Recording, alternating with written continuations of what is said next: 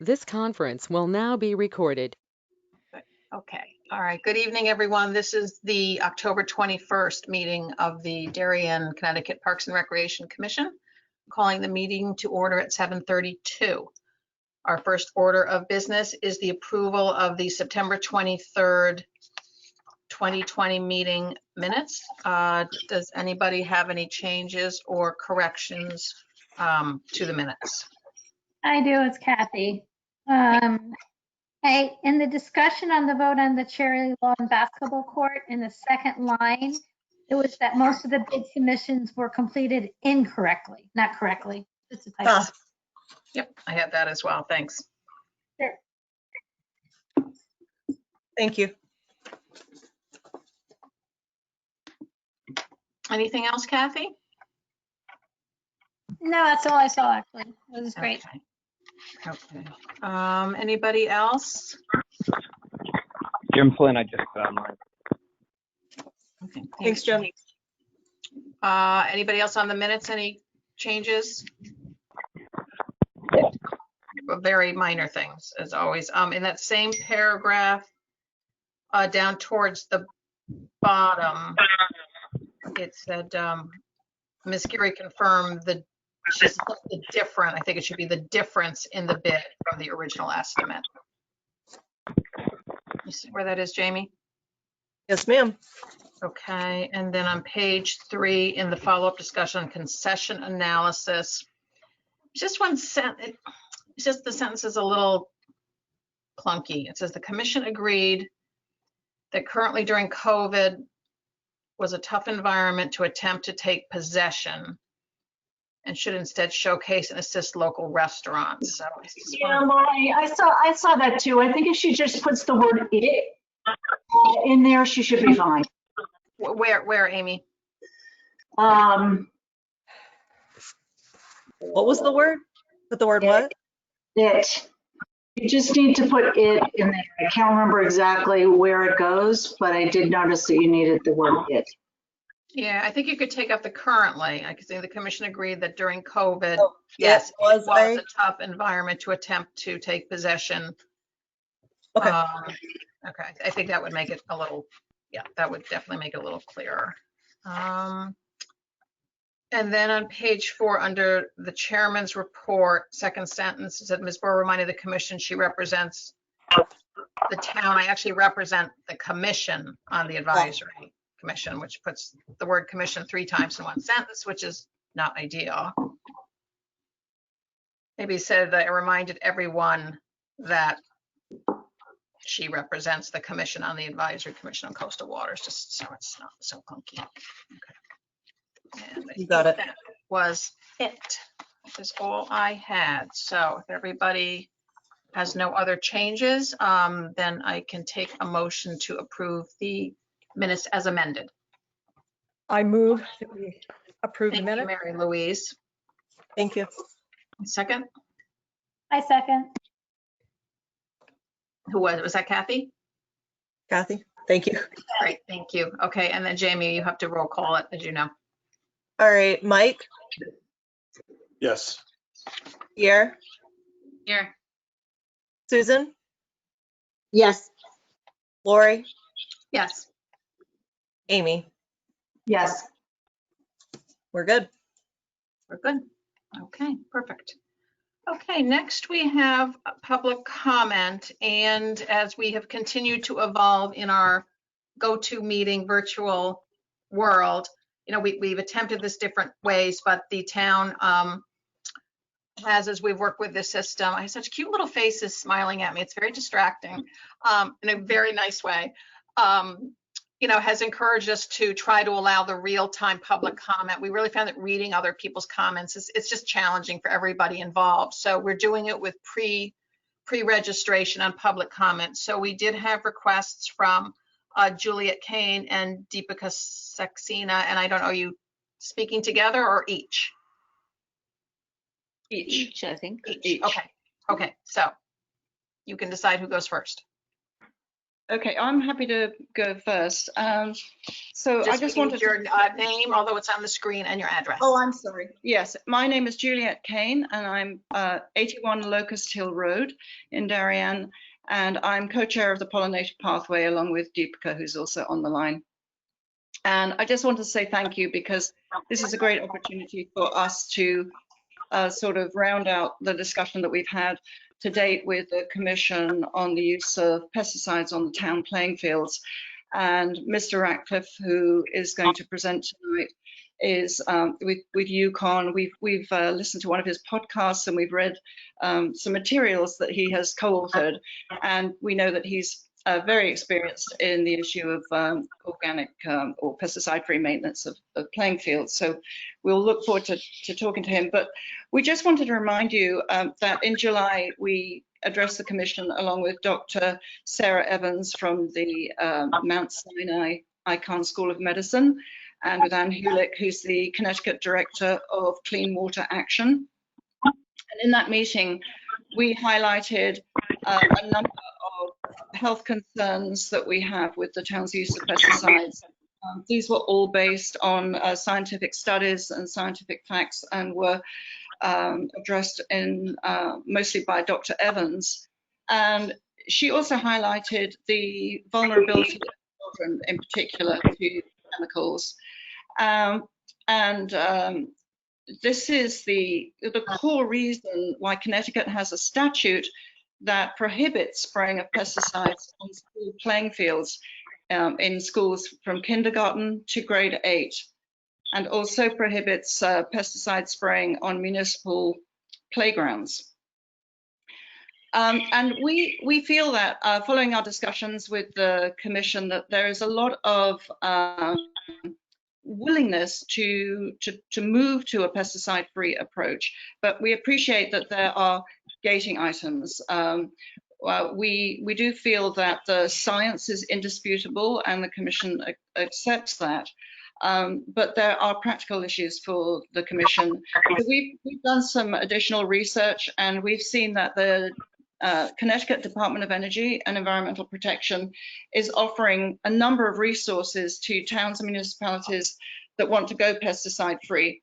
And this seems to be part of the governor's initiative to have municipalities lead by example, lead their residents by example.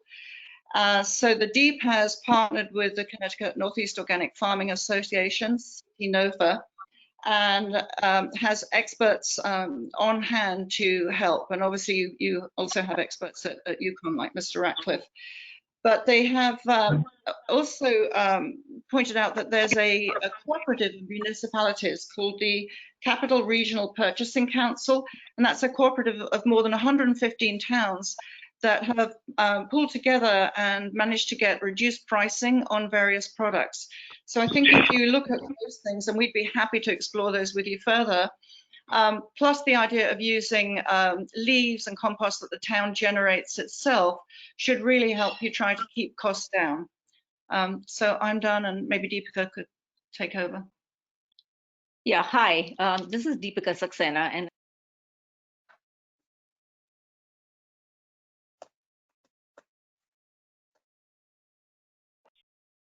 Deepika, you are on mute. how's that? Can you hear me? You're gonna have to start over, Okay, yes. so Deepika Saxena on 354 Hoyt Street in Darien. Do you want to turn yours on mute? So I just wanted to say that for the past several years, I've been volunteering at an organic farm in Ridgefield, Connecticut, and at the same time working with Juliet on the Pollinator Pathway. I've been learning more about the direct dependence of our food supply on pollinators. And by now, you know, we all know, and this is something we presented to the Commission last year, that over 90% of the different varieties of fruit, vegetables, essential crops like alfalfa and hay for our meat and dairy industries, they all depend on pollinators for propagation. And we also know that pollinator species, as well as the population, the numbers, are declining as a result of habitat loss and pesticide use. But this year at the farm, I learned firsthand a new detail that for me was very alarming. the farm that has nurtured, managed honeybee hives, as well as hosts of native wild bees and other pollinators, doesn't actually have enough pollinators. While this is not obvious, if you just look at it, it can be seen as an overall reduction of produce, but also it is also, obvious from the under-fertilized plants. So what I mean by that is you may have seen an apple, or an apple that's round on one side and sort of flattened on the other, or a squash that's sort of full on one side and narrow on the other. I mean, if you go to the farmer's market, you may have seen some of this. All of these share the same problem. They have what's known as incomplete pollination. And the main reason for this lower pollination and incomplete pollination is a lack of bees. And this is happening on our farms in our local area. So, for example, this is not just for honeybees. This is also, native bees. So, for example, a cucurbit, a cucurbit being a melon or a squash, it's big. Their pollen is big and heavy and sticky. So not many bee species are willing to deal with it. In some cases, it's large bees such as bumblebees and squash bees. So these are like native bees, which are good pollinators for us. Sometimes the squash can require 7 or 8 visits by a bee to actually get pollinated. So what I'm learning at this farm is, and from other farms within this area, is that really within our area, there's a decrease in pollinator communities and populations. And so this, I feel, is really, really important. Hey, folks, can you hear me? When you think about the cost of anything, how is that cost going to be, what's going to happen if we lose our pollinators? That's going to be a bigger cost. So I just wanted to mention that. Thanks, Deepika. Yes, I see our guest speaker, and yes, we can hear you. Thank you, Lori. Sorry, I was trying to message him. Any questions?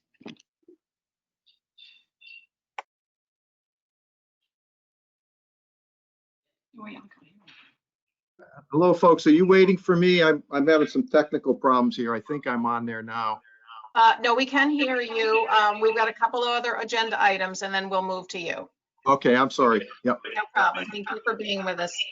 Yep. Okay, so those were our registered public comment speakers. We did have several letters from the public supporting the position of the pollinator pathway, and those will be appended to our minutes. Hearing echoing. Okay. Next on the agenda, we have 2 Scout projects. Now, Susan, I know we have the Eagle Scout, but I think we were waiting for him, and we do have our Girl Scouts, so perhaps we should. I'm here for the Eagle Scout project. He's on. He is on? Yeah. Yeah, can you see me? Or... Yeah, I'm here. Okay, all right. So Susan, you're going to do the introduction of the 2 Scout projects? Okay. I'm going to introduce Owen Coventry. He's with Troop 53 in Darien.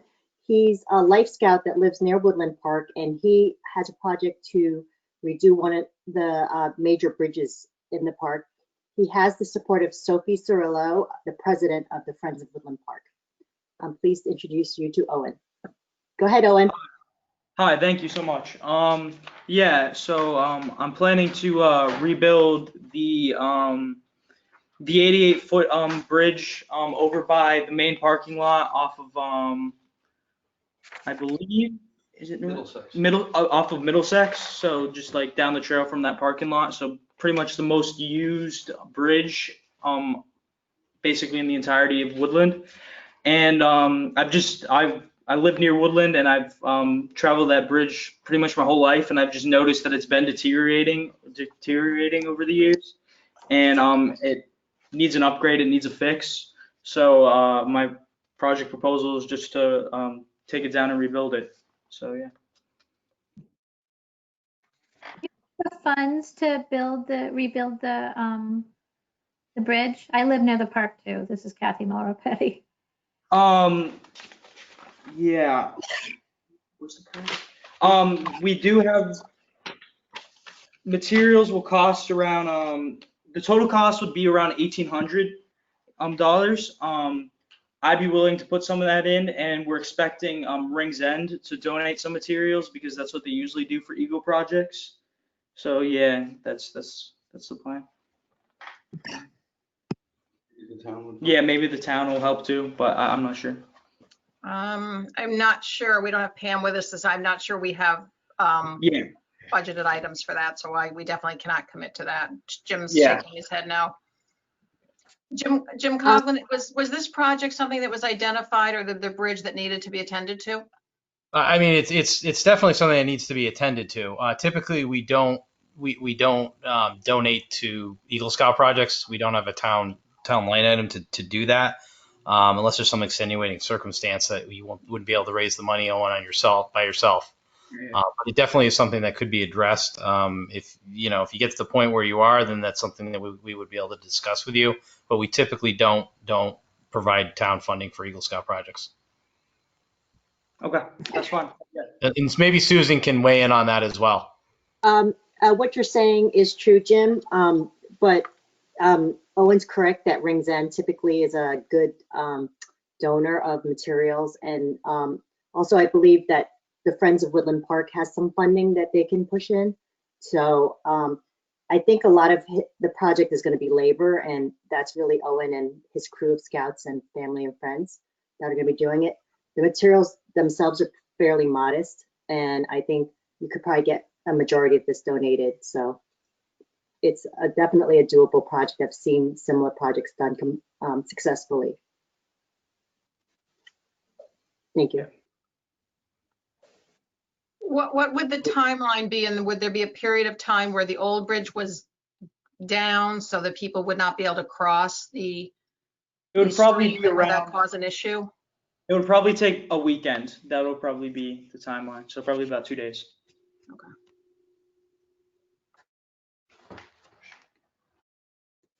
Hey, Owen, this is Mike Scrow on the commission. Just a quick question. Read through your proposal and it's really well done. Just a quick question on the section of the bridge that actually is in contact with the ground. And I see it's pressure treated that you're using.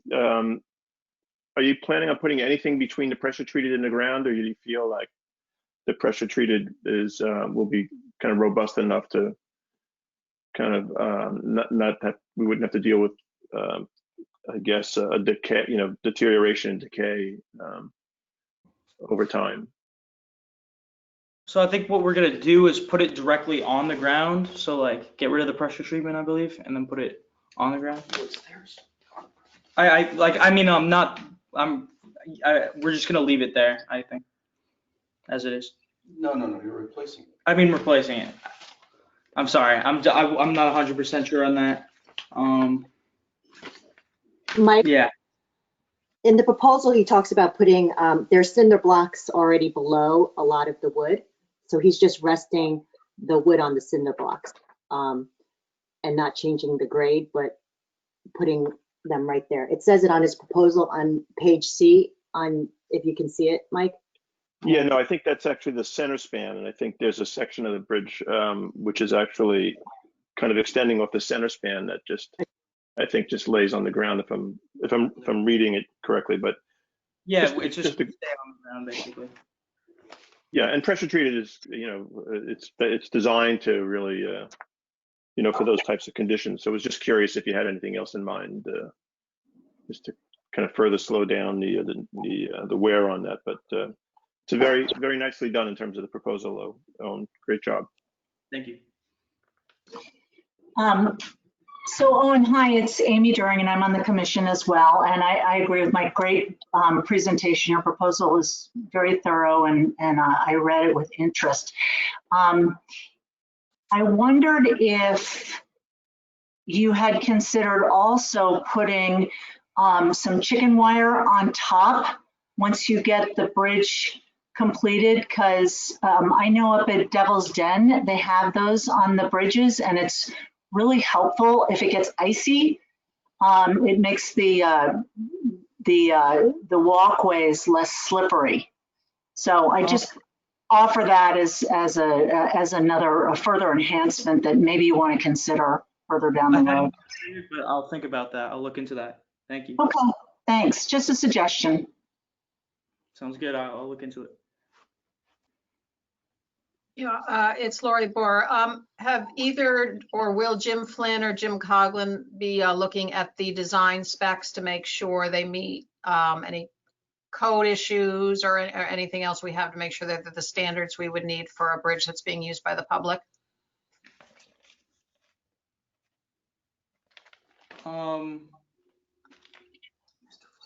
It's Jim Coughlin from Parks and Rec. We'll definitely we'll talk to our building department to make sure that there's no, concerns with what you're building here. I think it looks really good. I think you did a really good job with this and laid it out pretty nicely. We'll definitely, before you, decide to go forward, we'll definitely discuss this with the building department. I don't believe Pam has already done that, and make sure that, that we're working with you and they're working with you. I don't know if have you reached out to the building department, Owen, yet? I have not, no. Okay. Yeah, Laura, we'll definitely make sure that what Owen's doing is up to code and is done properly. Okay, and there was also a reference in the application about needing EPC approval. So has that happened yet, or is that pending?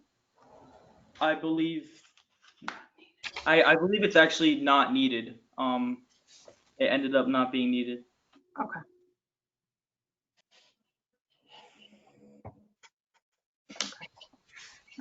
Any other questions from the commission?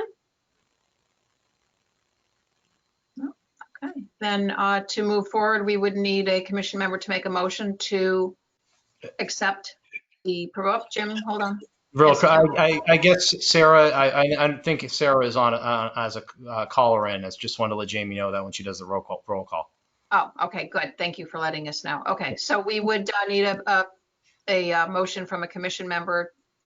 Susan, are you making it, or do you have something? Okay, I'll make it. Oh, I'll make the motion, or that's. I was like. Okay, but we have to state what the motion is. So. To approve Owen Coventry's project to rebuild the bridge at Woodland Park. Is that descriptive enough? I think so. Okay. Okay. Okay, and a second? Mike? Mike? Yep. All right. Tier?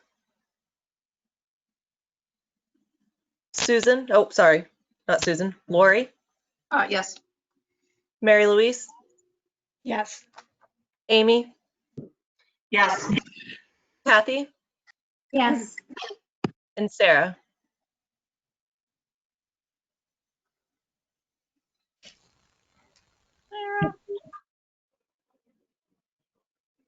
Maybe she's not in.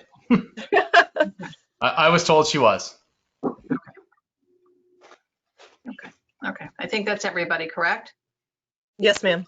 Okay. Owen, thank you very much. We appreciate you coming forward to help us with this, with this project and, the improvement to the park. It's fantastic. So thank you very much. Yeah, thank you so much. Have a nice day. Thank you. Okay, and Susan, you're going to introduce all our Girl Scouts. We have many nice, very excellent representation here from the Girl Scout troop. It's very nice to see all of you young ladies. So thank you for being here. I'd like to introduce the members of the Girl Scout troop 50631. They are 5th graders from Holmes, and they're all going to be presenting tonight. Their names are Lily Edgar, Eleanor Lovely, Avantika Chain, Samantha Hines, Evelyn Rosevear, Zoe Ann Butterword, I think. Sorry if I butchered your name. They're proposing a story walk at Woodland Park. I just wanted to let the commission know that in 2014, we approved a similar project that was an Eagle project. It was very successful. So there's precedent for doing something like that. Thank you. All right. Thank you so much, Ms. Daly. I am Sarah Lubelai. I am the troop leader. I'm at 3 Webster Valley Road. And I'm going to let the girls tell you most of the information. And then at the end, I will answer any questions and fill in some of the logistic details. So we are going to start off with Lily Edgar. Hi, my name is Lily Edgar. I'm a member of the Darien Girl Scout Troop 50631. Our troop is made up of 5th graders at home school. We would like to do a story walk in Woodland Park. Story Walk was created by Anne Ferguson, a librarian in Vermont. Her goal was to give children experiences with literature while connecting with people they know and having physical activity surrounded by nature. Just say your name. And then... My name is Eleanor. My mom and I first saw a story walk after visiting a park in Maine. A story walk is a way to enjoy quality literature outside. Pages from a storybook are attached to wooden stakes along a path or trail, and families are encouraged to read the story as they walk along the path. In the story walk, we saw there are activities with each page of the book and encouraged comprehension and movement that we also found educational and fun. And after participating in the main walk, we thought Darien residents would also benefit from and enjoy a story walk. Avantika. So my name is Avantika. So early literacy is a crucial part in younger kids' lives. Because of COVID-19, young children might not get the proper engagement and education that they need to excel in their years of school. By creating our story walk, we are helping these kids engage in nature and reading in a fun way. Family and friends often disconnect and get involved in other activities. Making a story walk brings kids together with their friends and gives them time to talk with their families. While having a fun time and outside and moving their bodies on our story walk, children will connect with those who care for them. Samantha.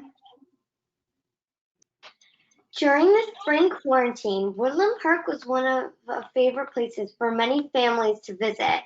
My family and I spent hours walking, exploring, and running through the trails. It was amazing to see all the creations kids made.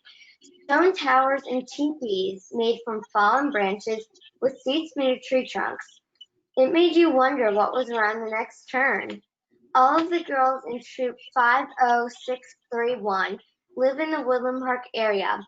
We would like to encourage others to explore, enjoy, and be inspired by Woodland Park and all of its natural beauty. And therefore, this is our first choice for our story walk.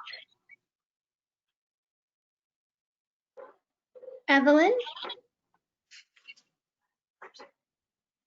We have chosen the book Maple by Laurie Nicholas, a charming story about a little girl, her tree, and a new baby. Our first choice for is White Trail, a 0.4 trail which loops around to the end at a giant red maple. Walking slowly, it took our troop 10 minutes to walk the path. Our second choice is to start at the Middlesex entrance and go down the red trail for 0.22 miles until the circular trailhead which divides to the yellow and red trails. Zoe Ann. We will place laminated story pages on wood stakes. It will take about 26 stakes, including the title and final feedback stake for our book.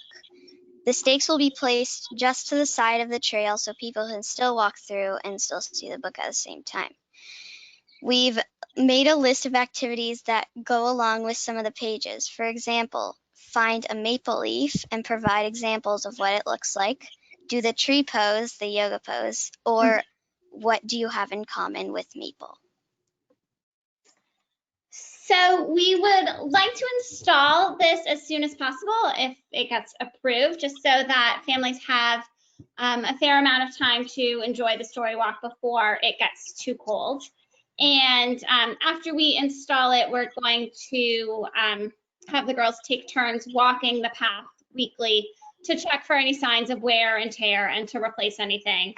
that's necessary. And we're going to purchase our books from Barrett Bookstore to support the local business.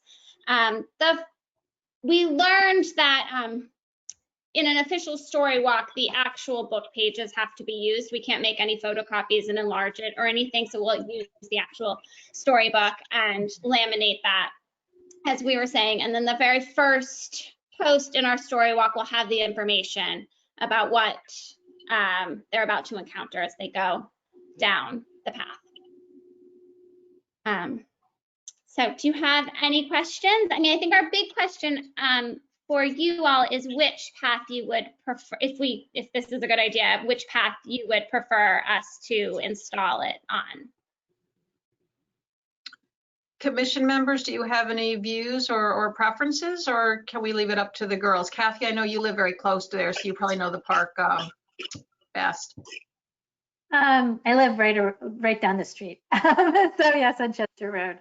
I think it's up to you which you'd prefer. It sounds like the first one, which is the first choice, was the White Trail, which I know well because there's a big maple tree at the end. So if that works for your book better, I think that we'd probably be in agreement. That would be great.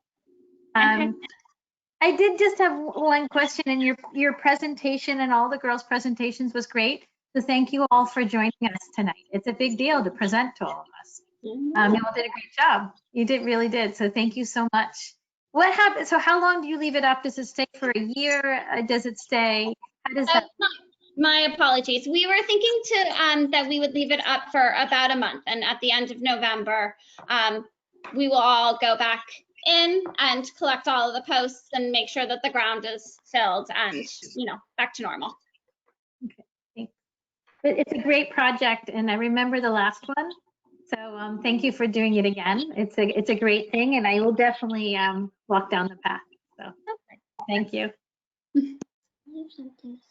Other questions? I just want to say thank you to all of you for presenting. You did such a lovely job. Thank you so much for bringing this to Darien, our community. It's such an awesome idea. I've been wanting a story walk, so thank you all for making this happen. So great, and it's so much more fun having a Girl Scout troop do it. So, and I'm also happy to help promote with the local preschools in any way. I'm a preschool parent at NPNS, and I'd be happy to help get the word out and get a lot of kids reading that story. So thank you guys so much. That would be wonderful. We are going to hopefully include some of the younger Girl Scouts in the area and spread the word, because the book does definitely appeal more to a preschool and early elementary age. So that's sort of our target audience. Okay, that's good. Yeah, that was my question, is publicity. And Jamie Gore, is it something we can use our social media to publicize once it's set? Yeah. I was going to ask. Absolutely. We'll get some great pictures and we'd be happy to promote that. And Jamie Gore, can we get the library to promote it too? I'd be happy to ask. We actually just partnered with them for an event next week, so I would be happy to ask that as well. Okay, great. Okay, any other questions for our Girl Scout guests? Well, I too just want to say that you guys did a great job. Thank you, ladies. I have to admit, I wasn't entirely familiar with story walks, so I'm really, really looking forward to taking a stroll and enjoying the book, and looking forward to it. So thank you once again. Great job. I have a question. Is this something that you plan to continue, like in the spring? Would you substitute with a new book? Well, it's definitely something I thought about. I would love to personally. So if it is successful, I think that we can reuse our stakes that we'll be using and then just choose a new book. And so, after we kind of got a sense of how successful it was, and I hope that it will be, I would love to circle back and see if we could do another one in the spring. Will there be any way to measure how many people use it, or just it'll be word of mouth? So one of our ideas, and we haven't fleshed out all the details of this last bit of it is, but the girls were talking about creating a QR code and putting it on the last stake, which would then link to a Google form to get some feedback about how they enjoyed the, who enjoyed it, how many people were in the party. We certainly know that not everybody who goes down the story walk will take that last step, but it could give us a little sense of, what was successful and what we might want to change for a future one. Yep, that might be a great idea. Also might be fun to do a hashtag like Darien Story Walk. Yeah. Oh, that's a great idea. That's a great idea. Leave it to Tier to come up with the hashtag. You knew that wasn't going to be me. Wasn't going to be me either.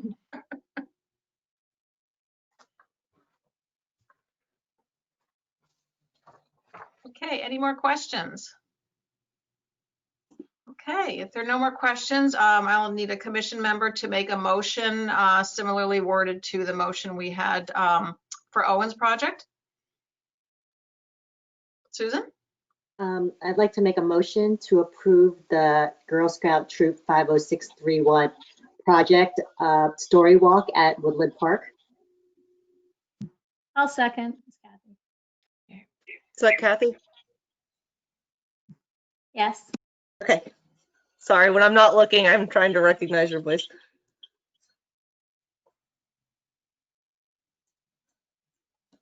All right, and Mike? Yes, approved. Enthusiastically. Approved. Likewise, approved, yes. Lori? Yes, of course. Mary Louise? Yes, absolutely. Amy? Well done, ladies, yes. Do we know if we have Sarah yet?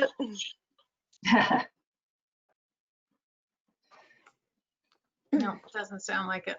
All right, that's everyone then. Okay. Okay, you are approved. Thank you all for being with us this evening. You did a great job. And please let us know when it's set and ready to go so we can all get over and visit it and take the walk. Okay, and just to confirm, is there anything else we need to do before we start installation? Jim Coughlin, I would leave that question to you. When are you guys planning on starting up? I think I can start working on the, pages and laminating and stuff this weekend, but it'll probably be a week to 10 days before I actually get everything kind of set. No worries. No, I would just want to give a couple people a heads up, but that's perfect. You guys did a really good job. I have a 5th grader myself, and I'm really impressed by you girls. You guys did a really good job. They did a great job. I'm super proud. Great. Thank you so much. Okay, thank you all very much. Thank you. Thank you.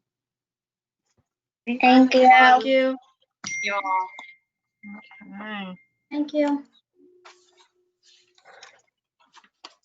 Okay.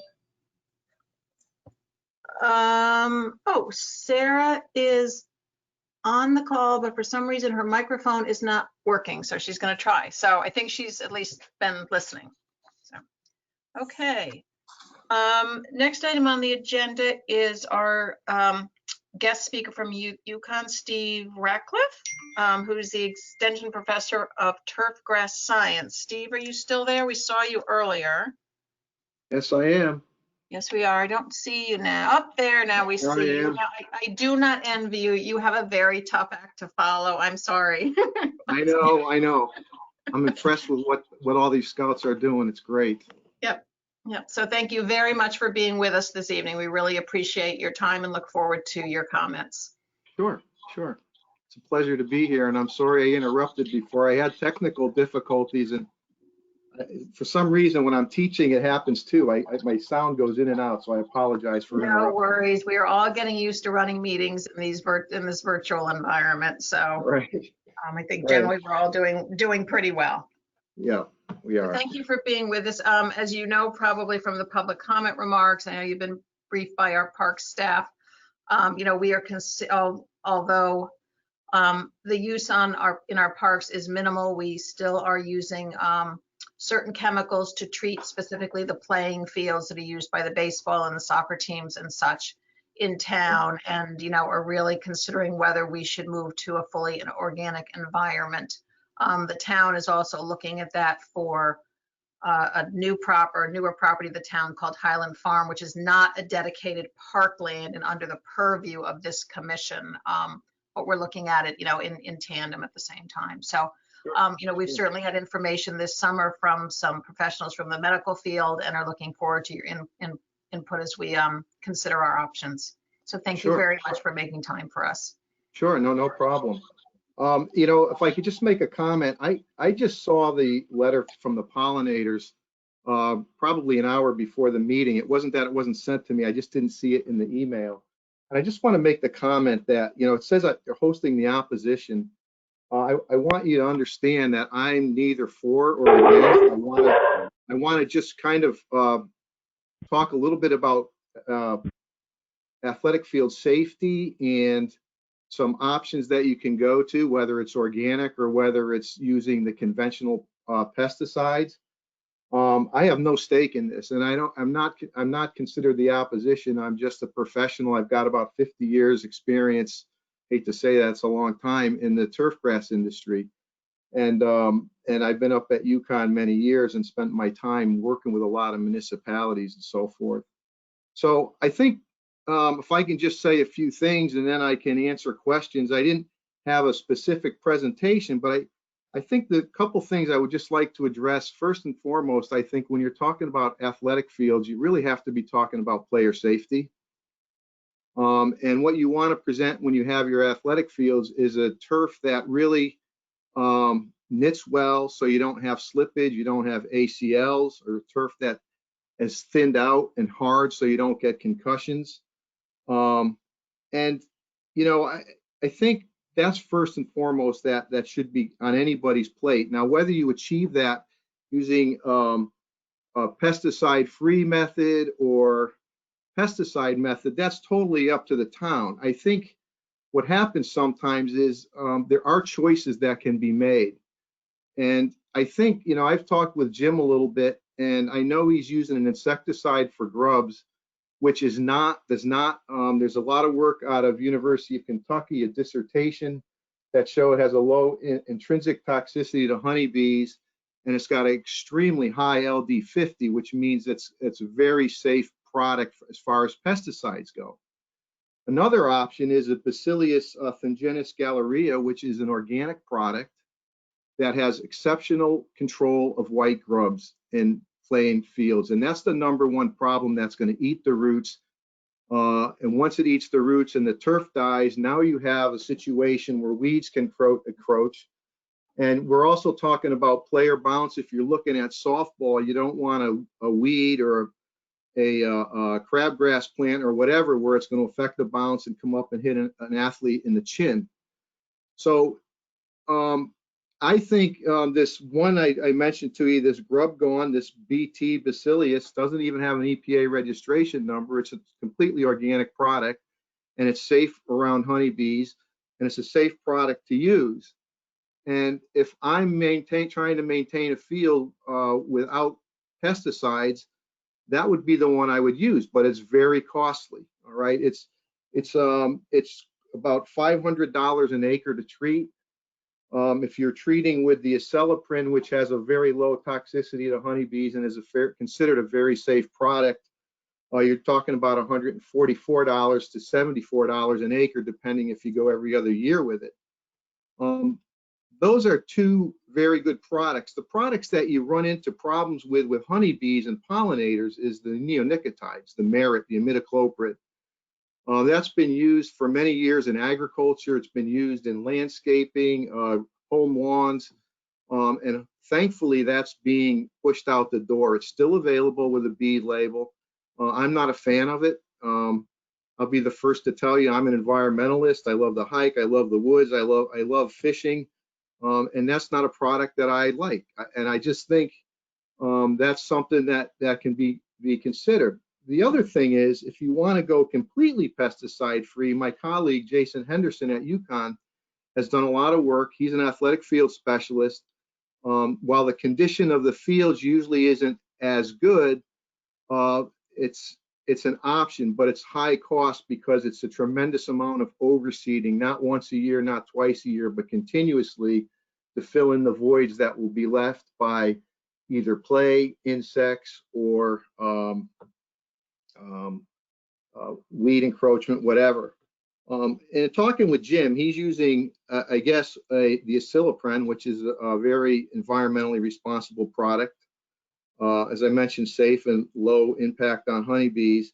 And he's also using, I believe, a pre-emergent, correct me if I'm wrong, Jim, for crabgrass and nothing else. That's a bare minimum program. And your athletic fields are really good on that condition.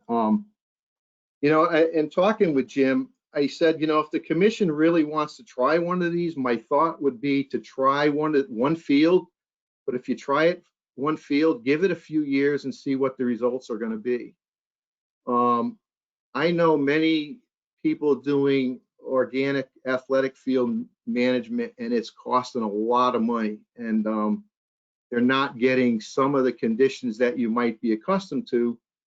But you know, it comes down to what you want to pay for and what you expect. But I emphasize two things again. One is player safety should be first and foremost. And the other is that I am not in opposition of any programs. It's your call. It's your town. And I just want to make that statement, because when I saw that opposition, I'm not going head to head with anybody. I'm just trying to give you guys the information you need.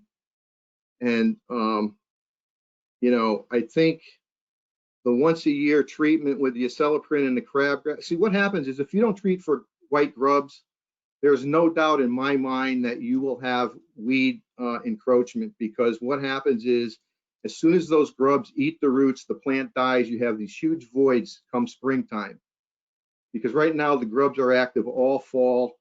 They'll burrow down in the winter. They come back up in the spring. They eat before they pupate and come out as beetles again. But what happens is, and I've seen this over and over, and I point this out to my students, is you can almost see where there's been grub infestations by the round patterns of crabgrass and weed infestation, because a weed needs a void, all right? And a weed needs sunlight. So when you have a grub or any insect or any animal or kid playing soccer or whatever makes a void, that's a great place for a weed to start growing. And that's all it needs. So the grub preventative, in my mind, is crucial, just because if you have a grub infestation, you will no doubt in my mind have a weed infestation. The main thing you want to do for weeds is create a good, dense, healthy turf, so you can't get the sunlight in there and get the weed to establish. This is funny. I have to tell you, I teach at this computer. I love teaching in person. I've never had my mouth get dry and need water like this last 10 minutes talking to you, and I can go an hour and a half with my class. So, but anyways, is there questions, or is that, you know, I don't know what you really, what I can provide you, but I just, you know, I think you really have to think about the player, and there are some options here. There's no doubt there's options, and the options to maintain quality turf is going to come with a price tag, and that's fine. If your town wants to pay for that, that's fine. Okay, thank you very much. That was very informative. Commission members, I'd like to open it up for questions.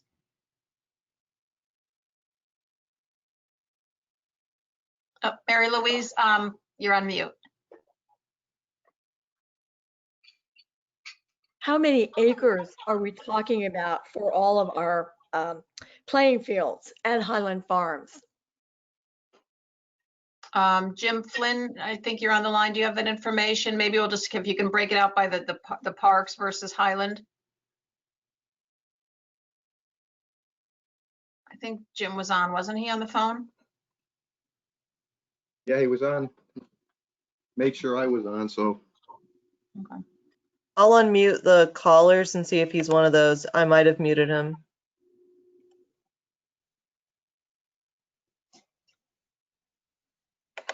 Oh, I can't unmute him. I can only mute him.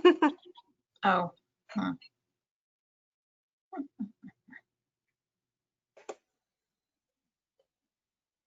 Jim Coglin, do you know?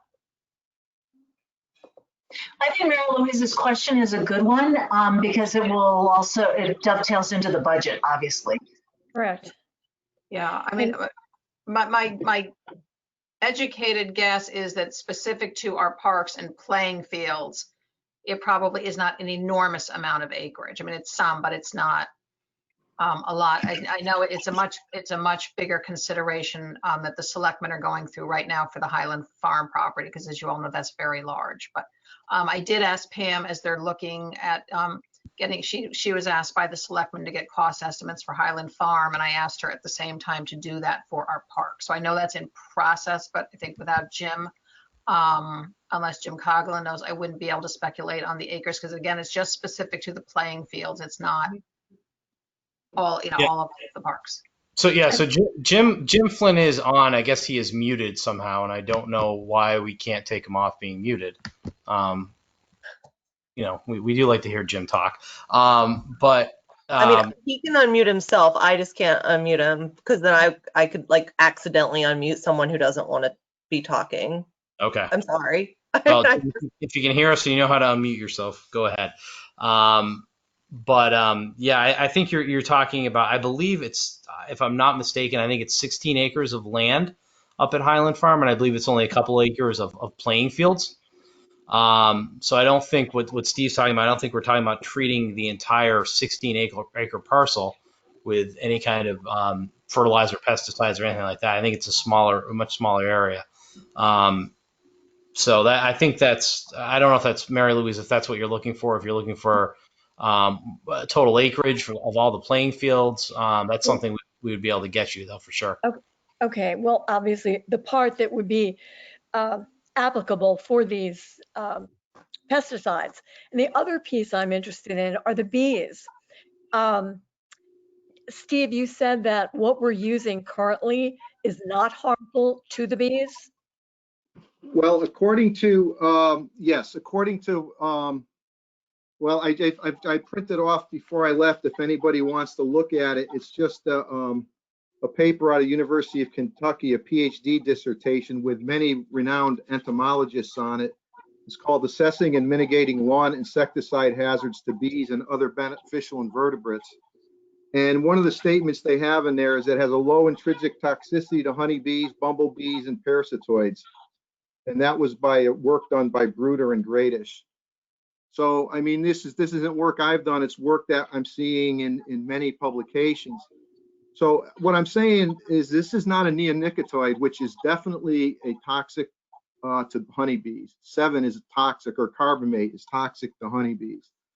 The one thing is I'd like to be clear too is if you decided to go with, say, this BT product, which is an organic product that has shown really good results with grubs, you still have the one issue with crabgrass, which is going to be a perennial problem up there. Any athletic field is going to have that. So, and there's not a lot of options for that. People talk about corn gluten meal, and I see a lot of failure with that. And I just, if you go with this, you still have that aspect of it, whether you say, well, let's let crabgrass move in, then you run into that possibility of player safety. And if you do fall sports, like right now with a frost, it's dormant. So my suggestion with it, and I think that is all put out in one application. I wish Jim could speak here, but I think that's put in one application. And I got a text from him. He's not doing any spraying at Highland, okay, whatever that is. And I think what he told me is he's not spraying the perimeters, just the athletic field itself. Now, again, this is my recollection in a previous conversation, because we had a talk about this. I wanted to know exactly what he was doing. So he's not doing the surrounds. It's just the playing surface itself. And one of the things that I suggested is if you want to try these and wait a couple of years to see what happens, because a lot of times the damage is going to take a few years to show up, if it shows up.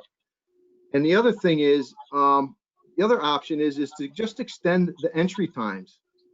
you know, if you rotate these fields or you do these fields, just, I think you might have someone coming in to do that, but extend the entry times, you know, instead of 48 hours, make it a week or make it 6 days or whatever. I know athletic fields, that's a hard thing to do.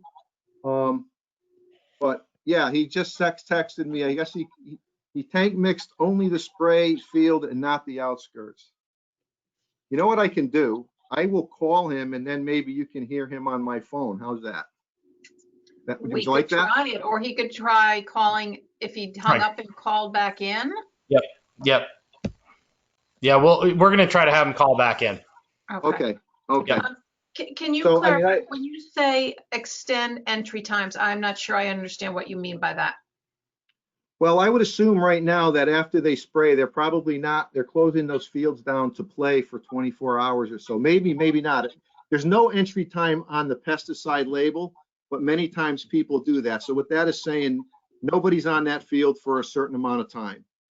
So you can put if there's not an entry time on it, you can put an entry time on it.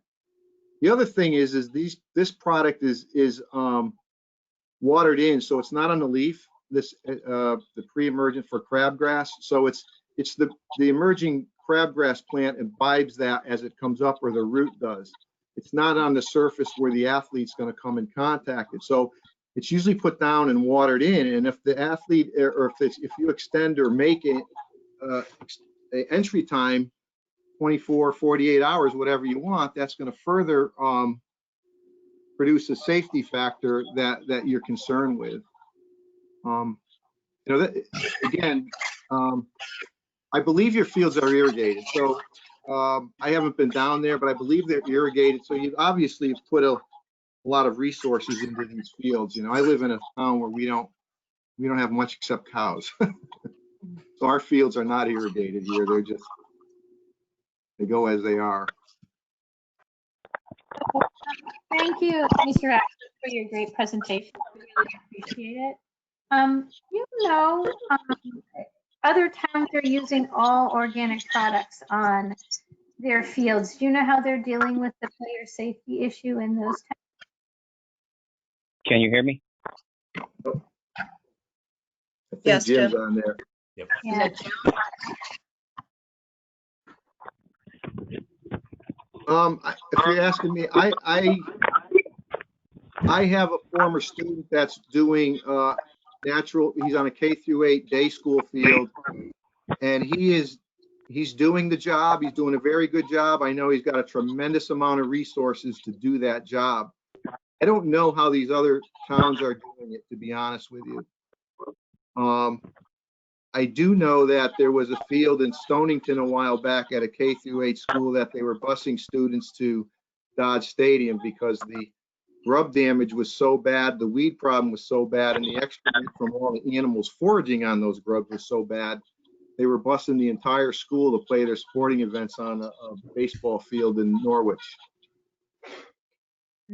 So it's a very difficult thing. And I personally like this Grub Gone.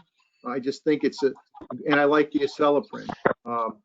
The advantage with that Acelepryn is sometimes you can get 2 years out of it, according to Rich Coles, who's with the Ag Experiment Station, where you get a half-life on it and you can get almost 2 years out of an application. But I don't want the commission to think that, okay, we're going to do that. You still may have that crabgrass problem. And I don't know, Jim, are you on there now? I hope I am. Can you hear me?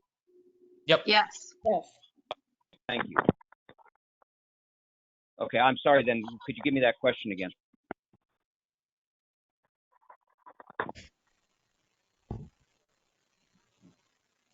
Jim? Hello?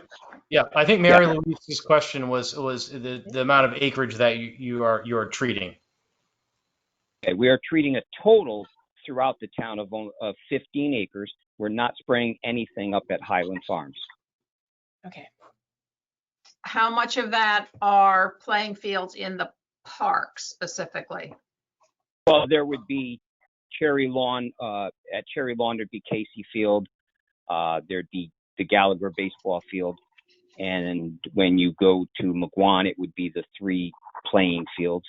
Front Town Hall Field, Holohan, and Baker. And we only spray the footprint of the field. We do not spray the outer portions. What do you mean by that? It's just the actual playing field, so we don't go beyond the white lines. Okay. So we're playing. We're spraying the actual playing surface. Okay. Only. So the baseball field at Cherry Lawn would be within the fence, is the area you'd That's be correct. Only. Okay. Correct. Okay. Can you translate that to approximate acreage? A regular soccer field is about 2 acres. A baseball field is about 1 acre. So like Casey Field is probably, it's a little bit less than 2 acres, and the baseball field up there is 1 acre. So maybe in total 10 or 12 acres for the parks? In total, it's 15 acres. For the, just the parks, not Highland. Yeah, there's no spraying going on at Highland. Okay. I think the question is specifically, what is the acreage of fields that are being sprayed? Not the full acreage of the parks. I don't think that the Cherry Lawn. That's not the full acreage of the parks. I gave you the full acreage of spraying. Our parks are hundreds of acres. Okay, all right, good. So thank you for clarifying. I was misunderstanding that. Thank you. So have you all had a chance to put together, in addition to the budget, what additional resources and time would be needed if we move to an organic program, so we'd have an understanding of what the whole cost would be? I can answer this again, Steve, because I just did an estimate, just a mock estimate today. If it was, say, all of Highland Farm, which obviously we're not doing any spraying there, and we've decided we're not going to be doing any spraying there. But if we stayed with our conventional program at Highland Farms for a whole year with the seed, the fertilizing, all the aeration, everything, it was about $15,000 for us to do the entire 6 acres. Where if we were to go organic, it would have been $28,000. But the bigger problem that we have with the organics, it is a lot more time consuming. It's more applications, it's a whole lot more seeding. And I have to remind you that of a park crew of 6 people, we take care of the beaches, we groom the beaches, we groom the ball fields, we do the repairs to tennis courts and paddle courts. So there's just a litany of things. We're not just a turf maintenance team, if I will. So, we go into the woodland parks and we cut trees. So we're just, we have a large, vast area of responsibilities, not just sports turf. Can I just chime in there a minute too? When I was talking, Jim makes a good point. When I was talking about the cost of these products, my colleague, Dr. Henderson, has done some of this work around the state. It's really true that the labor force is going to have to, it's a lot more work because there's more aerations, there's more overseeding. There's going to be times where they're going to have to do a lot of hand work, and the costs can get pretty expensive.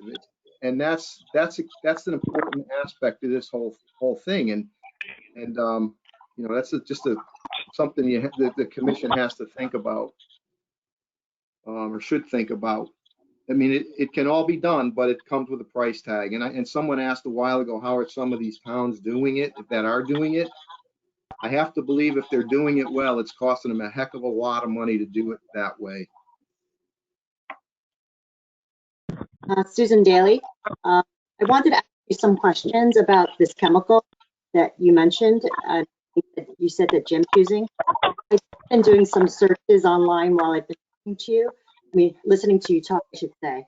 And it talks a lot about staying inside when it's sprayed and all different things, and about how, and they've seen some effects on animals and things that. And my concern is that, the EPA talks about using it with direction, but I'm not sure if they really realize where the chemicals actually go, because they have to go somewhere. You're putting them in the ground. And, we live near the Long Island Sound, and some of these fields are near rivers and streams. I mean, they're going somewhere. They're not going just into the ground. Do you see what I'm saying? We're putting them in the earth. So I'm a little concerned about that. And I realize that the cost is great, but then I look at the kids that we try to serve, including the kids that presented tonight, and I'm very concerned about it, to be honest with you. And when I see things like stay inside while it's sprayed and all these other things, that's kind of alarming to me. So, and that you shouldn't be using it on food, for sure, things like that, and I mean, I don't know. I mean, I know they're effective, and I understand. I could tell you that I've been struggling with them on my own lawn, but I raise chickens, I have bees, and I can tell you, and I have a dog. I wouldn't let, and I have children. I'm not sure I want any of these chemicals on my property personally. So I realize there's a cost, but we might need to reconcile that in some way with the future cost of what we're dealing with in terms of potential health issues for these kids that are absorbing these chemicals. So I'd like to hear more about this, what the end result with the use of these chemicals are, and not just that it kills the grubs today, you know what I mean, or for a year. Thank you.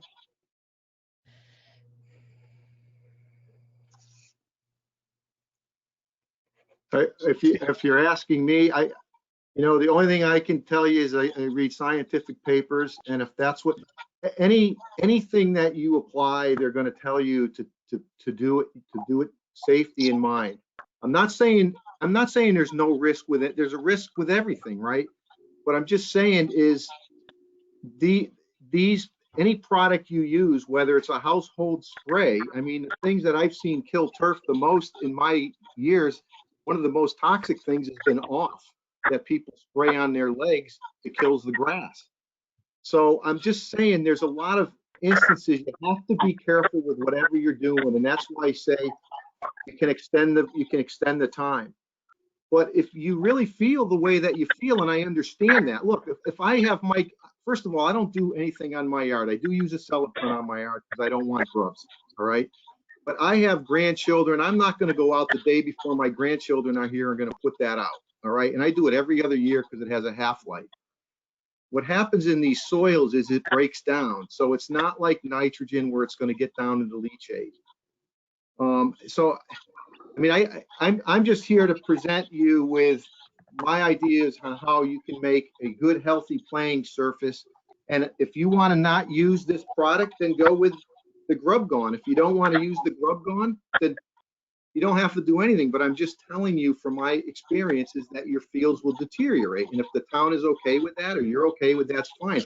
That's why I suggested I would take one field and give it a couple years, not next year, because my experience is next year it's going to look good based on the treatments that have been happening. And I have to say, Jim is a very environmentally conscious manager to provide the playing surface that you're getting, because he is not going wall to wall. He is only doing that surface, and he's only doing one spray a year that has the crabgrass and the Aceleprint in it in the springtime. I don't know when the kids are playing on it, but it's going to probably be before they're even out of school. So Jim, you can tell me if I'm wrong. I don't know when you spray it. So from what he's giving you right now, I think it's a very responsible program. If the commission is saying they don't want any pesticides, that's your call, and I'm fine with it. I'm just trying to present to you how to get a healthy turf and the options you have. And if you want to try the organic way, you can do it. It's just going to cost you more. And I understand exactly what you're saying. I have, like I said, I have grandchildren. I have pets. I am the same way. I understand what you're saying. Just trying to provide you with some information here. Hey Steve, it's Mike Scrow on the commission. Just a quick question. You had gone through the names of some products, and I wasn't sure if in that list that you went through, is Milky Spore, did you reference Milky Spore? And if not, can you talk a little bit about that as a control for grubs? Sure I can. Milky Spore, honestly, isn't overly effective. It's a product that they advertise as putting in the soil, and it builds up over many years. And if you read their label, it's specifically for Japanese beetles. And right now in our area, we see more Oriental beetle, Asiatic garden beetle, European chafers. So if it did work, it would only work on Japanese beetle. But I'll be honest with you, in my experience, it hasn't had the best results. And I have to tell you, the best biological product that I've seen in my career come along for grubs is GrubGone. You know, everything I've seen from Pat Vidum out of UMass and everywhere, it looks really good. The second best product that has an EPA registration number is Acelepryn. That's safer than the neonicotinoids, but it has an EPA registration number. And if you want to go with biological, then that's not the product for you. But Milky Spore is not one I would waste my money on, to be honest with you. Parasitic nematodes is another one that you see often. The control with that is very sporadic. It's very costly. You have to purchase them fresh because they're a living organism.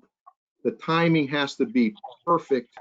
And if you have European chafer, the parasitic nematodes, there isn't a parasitic nematode that will attack the European chafer grub. So the white grub is basically, in our area, is the larva of 6 different beetles. The Oriental beetle, Asiatic garden beetle, the European chafer, the masked chafer, the Japanese beetle, the June-May beetle. So, you know, you want to make sure that what you have is the GrubGone, the Acelepryn will cover all of those grubs. Got it. Thank you. So, yeah. Now the GrubGone is a granular, so that would have to be applied through a granular method. So that would have to be through a spreader of some sort. So I don't know, Jim, if you're on. I don't know if you have that ability. I think you said you contract out to someone on that, but just keep in mind. Yeah. Steve, we contract out the spraying, all the granular applications. We do it ourselves.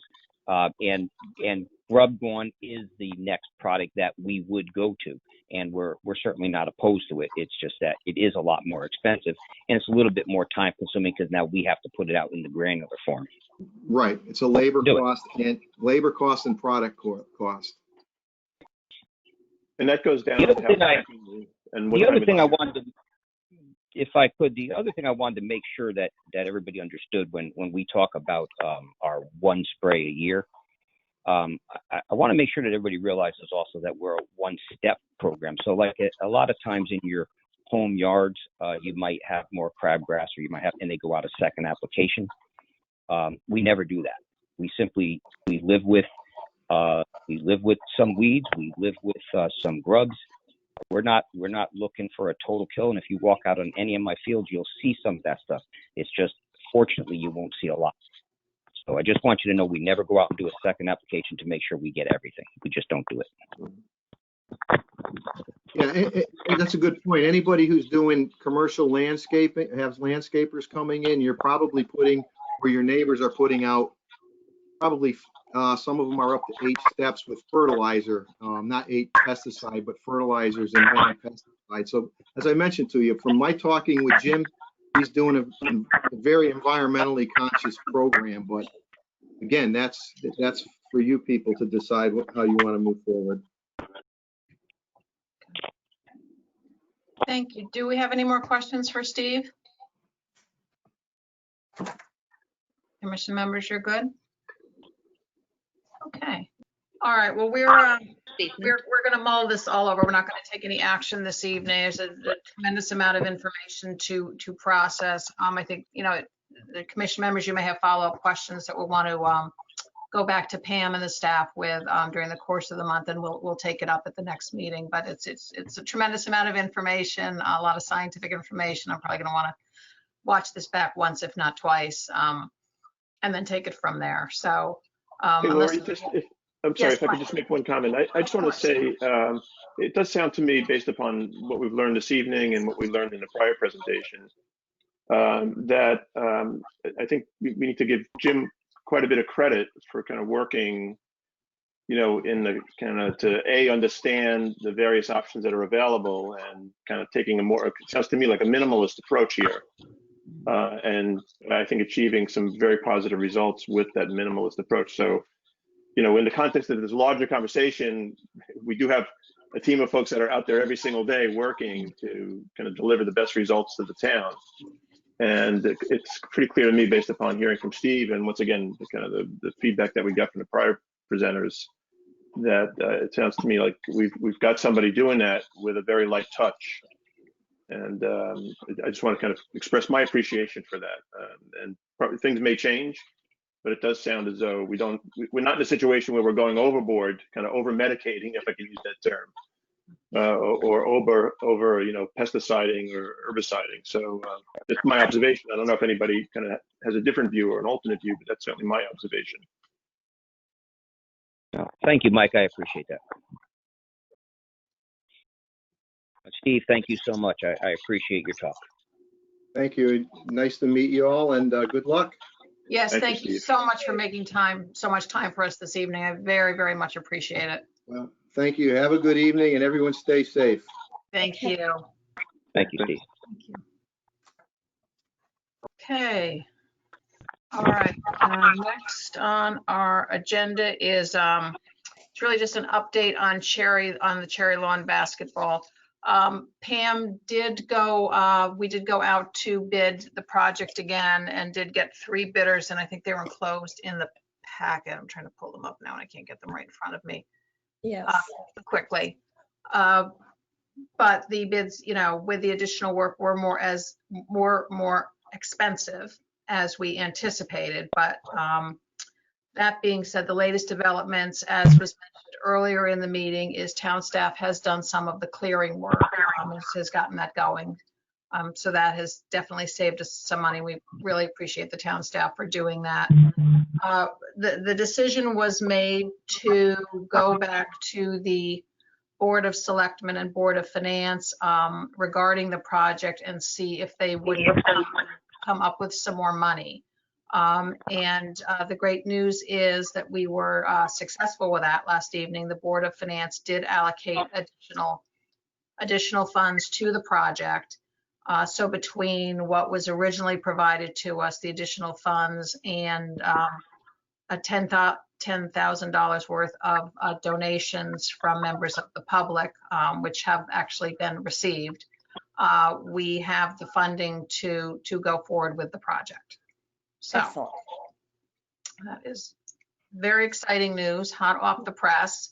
Pam will have to, work with, our normal protocol would be to go with the lowest bidder. She'll work through that. The bids were just opened in the last couple of days, right, Jim? I think, or maybe last Thursday, but just in the last few days. So she normally will go to the lowest bidders, but if there's any hiccups or challenges, or we find there was something about that bid that causes a problem, she was allocated enough funds by the Board of Finance to be able to go with the next highest bidder. So hopefully that won't be necessary, but we do have some wiggle room in the context of, because the timing was very tight. She couldn't really go through all of those negotiations and such, because as you all know, the window to be able to pave shuts down pretty quickly. So we are cautiously optimistic that we can get this project done. I think the contractor is going to say it needed to be done by December 1st. Yeah. I think they may do the permanent striping in the spring, but there would at least be temporary striping for over the winter so that the court would be usable. So it looks like we are a go. We really want to publicly thank David Seeley and Patty Baumgartner, who have been real champions of this project in terms of raising, funding towards it. And I don't think without their efforts, particularly this would be happening. Plus, they're just good old stick-to-itiveness in terms of really wanting to see this happen for the community. So it looks like we are good to go. Jim, do you have any other information that I missed? No, I know that Pam did speak to the low bidder or the references to the low bidder, and they were all very good. So that's good news. I think, with the additional funding, and obviously, yes, thank you to David and for Patty for the generous contributions, because it's a long time coming, that's for sure. Right. And also, as I said before the meeting started, thanks to the Park and Rec crew who did a fantastic job cleaning that up, getting rid of that retaining wall and leveling everything out. It really looks beautiful. Yeah, I mean, it just looks so much better already. Yep.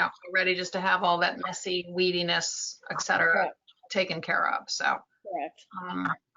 I think this is going to be a nice win. So I don't really have any more than that unless anybody has any questions on it. No? Okay. Well, that's good. That could be a nice short agenda item. You like those, right? Next on the list is we will need to take a vote. We touched on and, checked with folks about doing doing a park tour on Saturday, October 31st, which is a week from this Saturday. That would be considered a special meeting to be added to the calendar. So we would need to, make a motion to do that and vote, and then we will get the agenda posted. So, would like to ask someone to make a motion for the Parks and Recs Commission to hold a, special meeting on Saturday, October 31st. We'll say 9 o'clock for the purposes of touring some, probably not all, but some of our parks. I will make such a motion that Thank you, set Mary. aside October 31st for a special meeting for some of the additional parks we didn't see last year.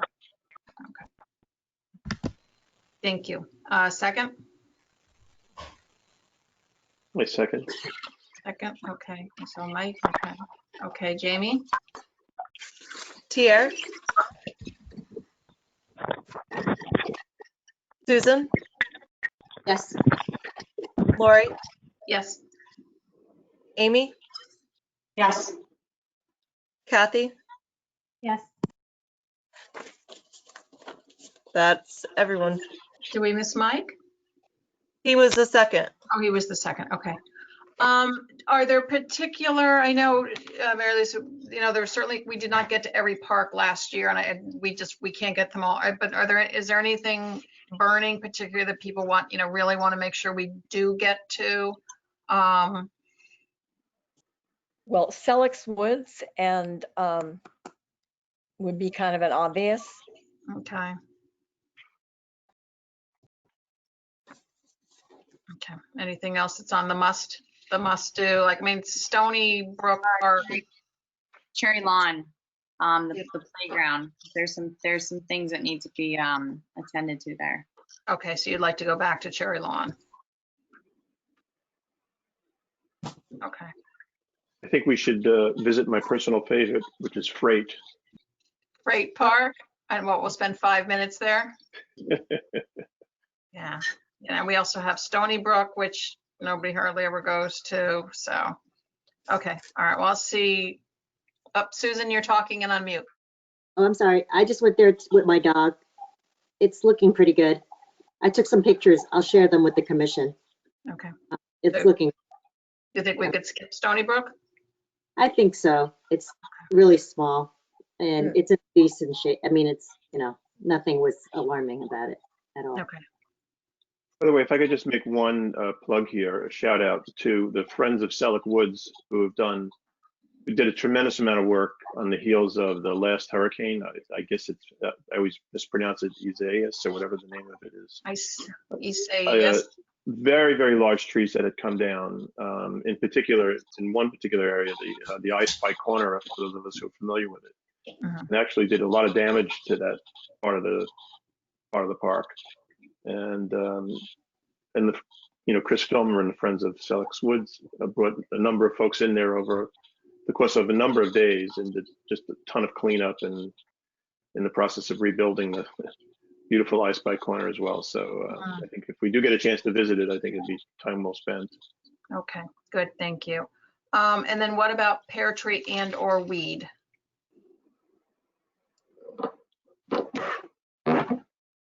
People's feelings on that?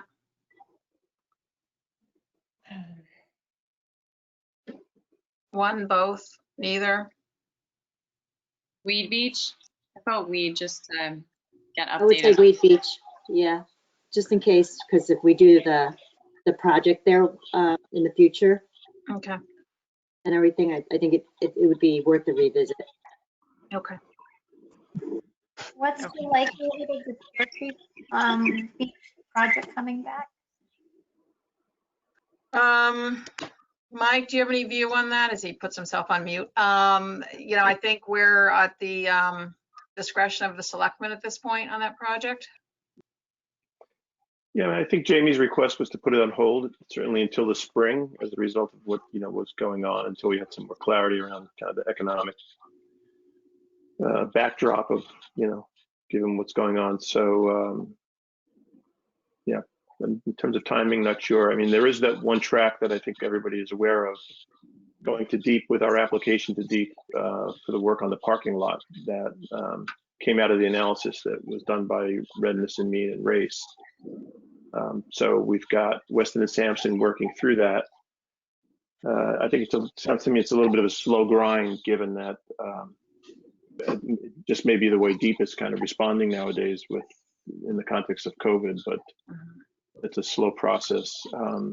There is a step that was requested or required as part of the application process, and it really came through the Army Corps of Engineers to do some sampling, some core sampling out in the just in the waters off the boat ramp, just to assure that because one of the elements of that plan is to do some dredging there, and just to assure that we don't have any toxic kind of elements in the silt.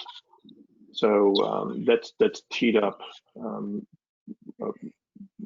Weston and Sampson is scheduled to do that. I'm not entirely sure when they'll actually get to that. And I think there may still be some back and forth required with the Army Corps just to kind of nail that down. But that's about the extent of the status, I think, at this point. Okay, thank you. What about Diller? Have most folks been over there and been able to walk it and see the new walk, or would people like to have a chance to do that? Yeah, Diller. Diller, okay.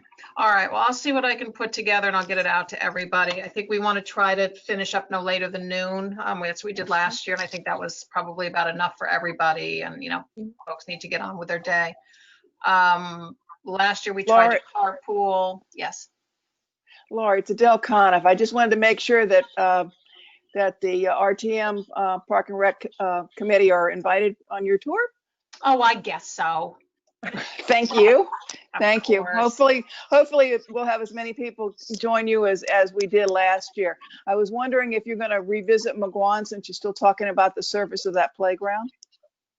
I don't know. We're just gonna have to see how much we can fit in. I'll try to work through a timeline. As I was, thinking last year we were able to carpool, which was a nice opportunity to talk with each other, but I don't think under circumstances we can do that. Don't think so. Yeah.